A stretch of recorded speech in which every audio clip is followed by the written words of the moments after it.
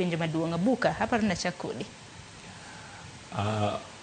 E weche mag nduta mokwongo wan kaka duond chama marwa ok wasir weche mag tiyo luongo ni drugs. Yedhe mamero ji. Yedhe mamero ji go. Kenya kae wan kata gi jok ma uso yedhe mamero ji go mantie sirikal ka. Itiyo gi Ruto gi sirikal masani ma bende osewachi halal.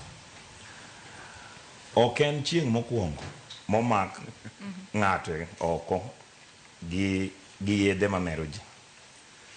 Osemak ji nomak Bangkok 2012.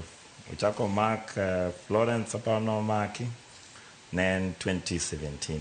Koro wasebedo gi cases mang'eny moyudo jo Kenya oko moting'o yedhe mag mero ji go, bed cocaine, bed ang'o. Koro nduta ni owachonwa ni ng'ato noore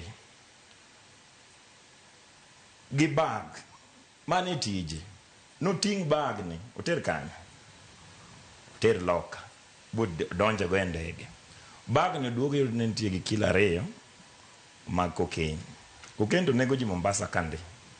Kendo sa asaya ma wantie gi thuolo kendo wakwero ni sirikal masani ok tiye gi teko mare mondo jo Mombasa ma cocaine nego ka oyudie ngima mar atero.